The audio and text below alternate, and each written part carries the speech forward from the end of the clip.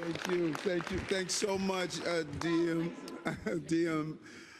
Torres Springer, and the whole team. Sheena, who you always talk about, your family, your grandmother growing up in Nycha, Tony Herbert, who's fighting for Nycha, this entire team. We started out in January 1st, 2022, indicating that Nycha was going to be at the top of our agenda. We included it in our housing plan. Never has it been done before. Nycha, for the most part, everyone stated, wait until next year, wait until next year, wait until next year. Listen, this is not some sports team. This is a place where people live. 1 out of every 17 New Yorkers live in public housing. And so to continue to say year after year after year that, okay, the cavalry is coming, those bugles we were hearing, I say over and over again, it was not the cavalry, it was TAPS. Nycha was dying. And it was dying because we didn't put it at the top of the agenda. We said in this administration that we were going to place it at the top of our agenda. It was part of our housing plan. Never has it been done before. And we did something very significant and important and very universal and revolutionary. We talked to the tenants. We said to the tenants, what do you need? How do we do this together? They rallied, went to Albany, fought for this trust. Then we went on the ground. We spent days after days going to Nostrand houses and really selling the plan, giving people hope again. And so we are really excited about what's happening tonight. And today, we celebrate a year of victories for working people of Nycha with this working people agenda. With the certification of voting results, residents at Nostrand houses made history and voted to enter the Public Housing Preservation Trust. So significant.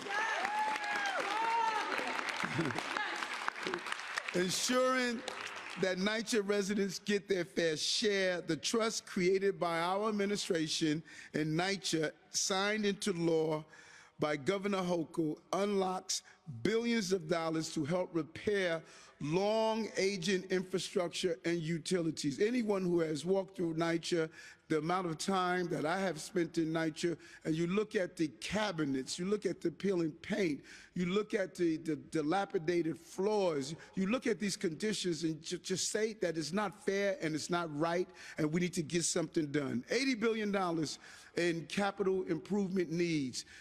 We must be creative, bold, forthright, honest, and engage the tenants, and that's what this administration has done and will continue to do. And we're going to ensure that Nycha residents have a safe, quality home to live in.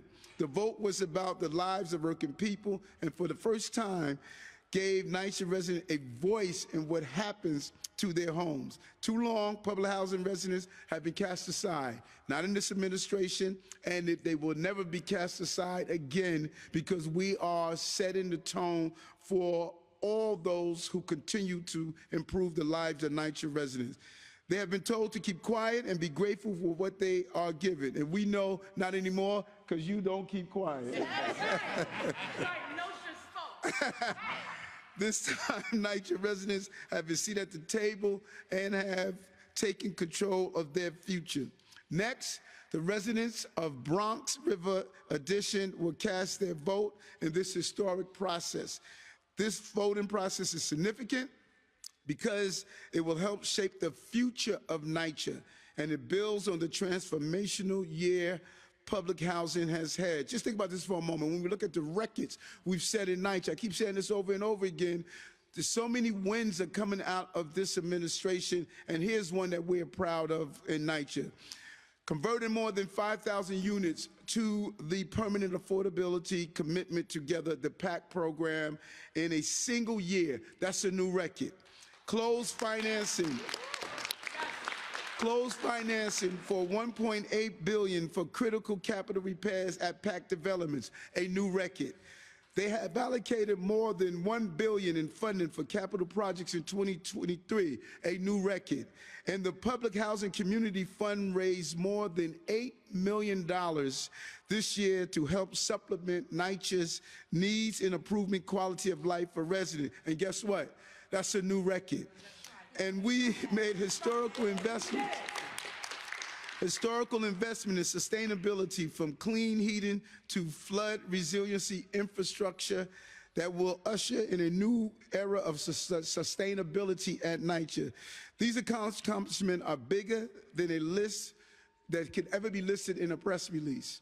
But it's a clear indication of how this administration is on the ground doing the work for working people, and we will continue to do so. And Nycha is representative of that.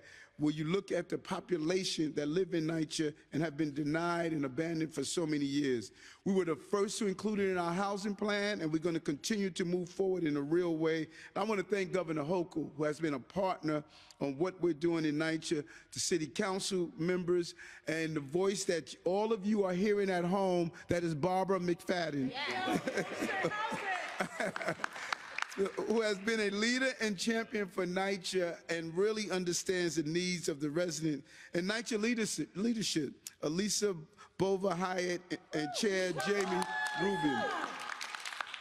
And of course, the administration leaders have really put this forthright. We had a bold vision. We knew we could not have business as usual. Deputy Mayor Maria Torres Springer and First Deputy Mayor Sheena Wright and the whole team that got behind this initiative. We knew we had to get it done. We got it done. We had it passed. Now we're going to start to see a new day in Nycha. Bold, aggressive, fearless moving forward, because we're not doing it only for those who are there now. We're doing it for this population of young people who are around us, because the future of Nycha young people is crucial and is important. Thank you. Great job. Thank you, Mayor. Thank you, Mayor.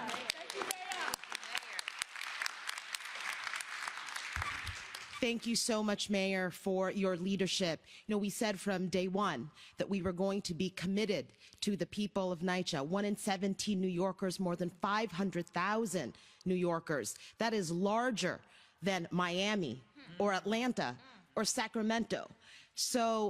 But the commitment couldn't just stop there. We had to deliver results. And you'll see here, the mayor just mentioned them. They're also on the poster boards in case people want to take notes. The records that were broken because of the extraordinary efforts of the people of this administration, of the colleagues we have at Nycha, and of course, residents and tenant leaders. And so the next person who I'd like to introduce is someone who's really been leading the charge in terms of this transformation and leading an incredible team that wakes up every morning, unclear, however, if they ever even sleep, but making sure that we're doing more, we're doing better, and we're doing that faster for Nycha residents. Please join me in welcoming the CEO of Nycha, Lisa Bova Hyatt.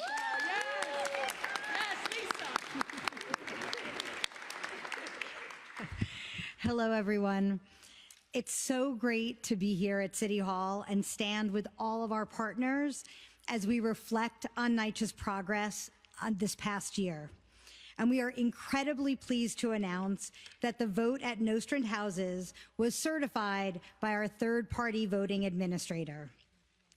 Beyond the historic resident vote at Nycha, it's been a year of progress and accomplishments at the authority, thanks to all of you. I want to emphasize that what we've done could not have been done and happened without the vision, dedication, and hard work of our employees and our partners. So thank you to Governor Hochul, Mayor Adams, First Deputy Mayor Wright, Deputy Mayor Torres Springer, for your steadfast support of Nycha. Together, we are making a difference in the communities that we serve. Thank you to our Nycha residents and resident leaders who are here today, including Nostrand Resident Association President Barbara McFadden, Fulton Houses Resident Association President Miguel Acevedo, Linden Houses TA President Carol Barnes, and our TA President from Bronx River Addition, who unfortunately could not be here today, Norma Sanders. You are the reason we're here, and we could not accomplish our mission without your input and your insight. I want to thank our board members, especially our board chair, Jamie Rubin, our chief operating officer, Eva Trimble, as well as the other countless community advocates, elected officials, and other partners who stand with us as we strive to improve the quality of life for NYCHA residents. Transformation drives everything we do at NYCHA. That's why the certification of the first resident vote at Nostrand houses is such a monumentous milestone. It marks the first time that public housing residents have voted to decide their path forward for their homes. It also demonstrates the power of resident engagement to strengthen communities. Nostrand residents chose the trust, which will transform their development homes from top to bottom, revitalizing them, providing them the quality of life that they, other New Yorkers, and NYCHA residents deserve. We recently announced that residents of Bronx River Addition will be the next to vote on the future of their homes. We have begun 100 days of resident engagement there, which will be followed by a 30-day voting period, just like at Nostrand houses. Another major housing preservation effort, our PACT initiative, is bringing billions of dollars of investment to restore NYCHA buildings and residents' homes.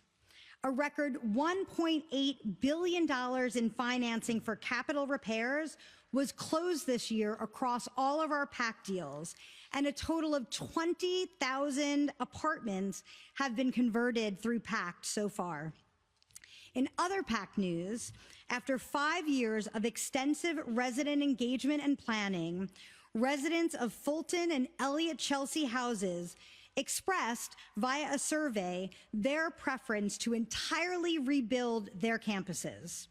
This next step of this exciting journey will be an environmental review and a public comment period. Both the Trust and PACT are extremely impactful programs that enable comprehensive renovations of residents' homes by switching them to the more stable Section 8 funding stream. At the same time, they ensure that residents maintain all of their rights and protections, including permanently affordable rents, and they ensure that public housing remains public. As part of our comprehensive modernization programs at St. Nicholas Houses and Toad Hill, design build teams were recently selected to carry out $740 million worth of renovations at those developments. And we are on track to utilize $1 billion of funding for capital repairs this year, the most that NYCHA has ever spent in a single year. And it will address the areas that mean the most to residents: heat, elevators, waste management, plumbing systems, facades and roofs, safety and security, infrastructure, flood resiliency, as well as community centers and playgrounds. Considering the more than $78 billion in capital needs across the authority, all of these efforts are incredibly important and incredibly necessary. Transformation is happening in other significant ways across the authority as well. Our various sustainability initiatives are helping to address the climate crisis while improving residents' quality of life. Thanks to the advocacy with our partners, including many of you here today, residents are beginning to receive their fair share of ERAP funding from the state, providing critical COVID-related rental assistance to many families. And to supplement our day-to-day efforts, the Public Housing Community Fund raised a record $8 million plus to support the NYCHA community through economic opportunity programs and more. So thank you, Alex Zablocki. I know you couldn't be here today. We have made tremendous progress, but of course there's much more to do together in the year ahead. Thank you again, everyone, as we forge a better and more sustainable path for NYCHA and our residents. I'm looking forward to the impact that we can continue to make through our incredible partnerships.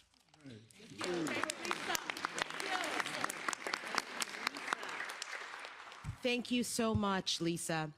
We've talked a lot this morning about centering tenant voices, and so I'm really thrilled to be able to welcome as our final speaker one of those voices, the leader of the Tenants Association at Linden Houses in Brooklyn. Please join me in welcoming Ms. Carol Barnes. All right. Thank you. I'm sorry. Good morning, everyone. Good morning. I'd like to thank the Honorable Mayor Eric Adams for bringing this together. I was a Linden Houses resident my family moved in Linden Houses in 1967. So we are a long-standing family. I've been on the tenant board since 2015 because Nycha was falling and I wanted to make a difference. And year by year, it was just a sad thing to come home and your elevator's not working and just so many things. Then we were introduced to pact and we were scared because we didn't know what pact was. And we were very scared because they were telling us, oh, you're being sold. Oh, they're what's the word? They were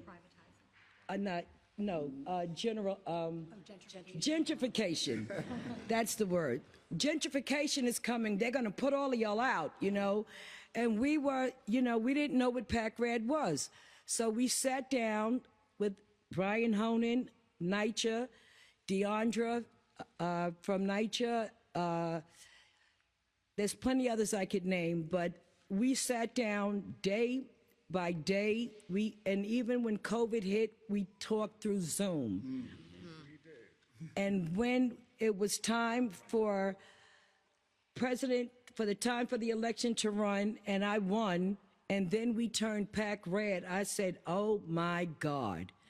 Now here I am, the first time president under a new administration. What did I put myself into? Now, that was looking back. As of now, our apartments, we have new bathrooms, new kitchens, new sinks, new stoves, new refrigerators, new floors, new windows, new screens, new blinds. I mean, total renovation, top to bottom. We also have 2,000 cameras throughout the development. And Linden Houses is a large development, 19 buildings. We have security. We have a social service worker on the grounds. And I can honestly say that pact has saved us from the fall that Nycha was taking. And so as of now, I feel very proud of being a TA president. We're in that office 5 days a week when the residents need us. We sit down every week with management and construction, every week, and we go over everything that's going to be done and that will be done. So it's not like we don't have a say, because we did. We had a say in every part of the way. We little bump heads, but we had a say. And I would like to thank y'all so much and tell you that pact worked for Linden. And in the year 2023, we have seen tremendous strides. And I'm looking forward to the future.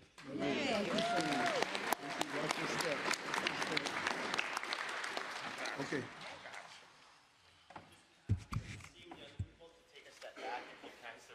Yes, this is you. Okay. Who you got? Who's back there? We see you back there. Go ahead, Liz. Chair. I wanted to ask you about your op-ed in the Daily News about Rikers. We're going to do on topics. He's not going to take that? We're going to start with Nycha. What about Nycha? Yeah. Do we have other Nycha questions? John? Hi, Mr. Mayor. I'm wondering when the tenants that Nostra Houses can actually expect to see repairs done. When they start to see, Great. I'm happy to do it. We anticipate the repairs. Thank you for being with us. Good luck. Get back to class. Okay. We expect the repairs to start in approximately 1.5 to 2 years. In the meantime, the work that we're going to continue to do, and Nycha is going to continue to do with the residents of Nostrand houses, includes the work to prepare the conversion from Section 9 to Section 8, a release of an RFP for vendors to do the work, really finalizing, developing the scoping for the project. And so all of that will start immediately, and by 2026, the repairs will start. And so we're really putting Nostrand houses, the residents of Nostrand houses, more than 2,000 residents, on a path to seeing the critical quality of life improvements that they deserve. And how does that partnership work, and how will it work over that next couple of years? How do you have those discussions, and how are those decisions made about what will be done and how, when it's going to be done? Similar to what we've done in our pact program, we sit down and starting at the beginning of the year, we will sit down with residents. We will understand what it is that they want done. Every development is different. If you look at the typology of our buildings, we have high rise, we have low rise, we have campuses, we have individual apartments. So we've had a great relationship at Nostrand Houses with Ms. McFadden and her TA leaders. We will sit down with them. Our trust president is also here. And it will be an iterative process, listening to what they need, looking at our P&A, and developing a scope of work. You have an extra. Yeah, so we'll wrap up and they're just going to do what they do. You folks want. So I just want to do a quick, the power outage that took place yesterday. You know, actually I was finishing up a meeting when I saw the lights flicker. I thought nothing of it until I got a notification from the commissioner of Nycha, Commissioner Iskel, who kept us informed. It was about 12:40 something in the evening, and he kept us informed throughout the night and his communication with Con Ed. This incident caused brief power drops citywide and led to increased calls regarding elevator malfunctions and disruptions in MTA subway service. Nycha, in coordination with Con Ed, NYPD, FDNY, MTA, moved swiftly to address these issues. And for further details and updates, Nycha Commissioner Iskel will provide more information at a public safety briefing, which will start in a few minutes. But it appears as though this outage, this brief outage, impacted several boroughs. And thank God there was no loss of life that was connected to this. And Commissioner Iskel will update you exactly what we know currently on the topic. When you saw the lights flicker, was this at Gracie Mansion? We're gonna keep. Was it at Gracie?